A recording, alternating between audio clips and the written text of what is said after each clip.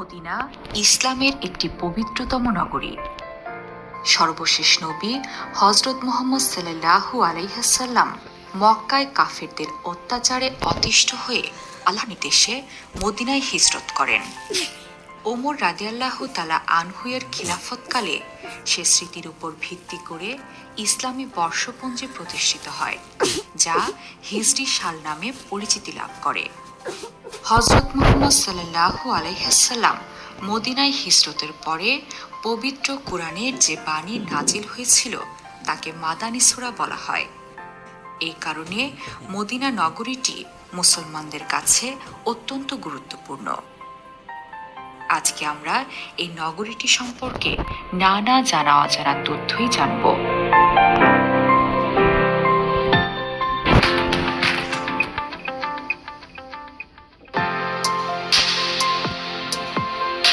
মদিনায় মুহাম্মদ সাল্লাল্লাহু আলাইহি সাল্লামের আগমনের বহু পূর্ব থেকেই জনবসতি ছিল। এর পূর্ব নাম ছিল ইয়াসরিব। ধারণা করা হয় বনি ইসরায়েলের শত্রু রাজা ইয়াসরিবের নাম অনুসারে এই এলাকার নাম ছিল ইয়াসরিব। এর অর্থ অভিশপ্ত। 622 খ্রিস্টাব্দে মুহাম্মদ সাল্লাল্লাহু আলাইহি সাল্লাম ইয়াসরিবে আসেন। নামটি পছন্দ না হয় তিনি এর নাম রাখেন আল মদিনা আন নাবিয়াহ বা নবীর শহর। পরবর্তীতে এটি মদিনা নামে পরিচিতি লাভ করে এবং বিভিন্ন সময় এখানে ক্ষমতা বদল হয়। মুহাম্মদ সাল্লাল্লাহু আলাইহি সাল্লাম ও তার খলিফাদের পরে এটি উমাইয়া শাসকদের অধীনে যায়। এরপর মুসলমানদের কাছে মসজিদটি অত্যন্ত গুরুত্বপূর্ণ। নির্মাণের পর থেকে এটি বেশ কয়েকবার সংস্কার করা হয়েছে। মসজিদটি নির্মাণে এক ধরনের সাদা পাথর ব্যবহার করা হয়েছে, যা অন্য কোথাও দেখা যায় না। 4টি মিনার, ছাদে একটি বড় গম্বুজ এবং পাশে 5টি ছোট গম্বুজ রয়েছে। মসজিদের ভেতরের কাজও মনোমুগ্ধকর। দামি কার্পেট বিছানো মেঝেতে নামাজ আদায় করেন মুসল্লিরা। মসজিদে কুবার নিকট ইসলামের বিরুদ্ধে ষড়যন্ত্রকারীরা আরেকটি মসজিদ নির্মাণ করে। এর নাম মসজিদে জিরার। এখানে বসে মুসলমানদের বিরুদ্ধে ষড়যন্ত্র করত শত্রুরা। আল্লাহর নির্দেশে সেটি মুহাম্মদ সাল্লাল্লাহু আলাইহি সাল্লাম ভেঙে দেন। এর উল্লেখ পবিত্র কোরআনে আছে। এর ধ্বংসাবশেষ এখনও বিদ্যমান। কুবায় মুহাম্মদ সাল্লাল্লাহু আলাইহি সাল্লাম 14 দিন অবস্থান করেছিলেন।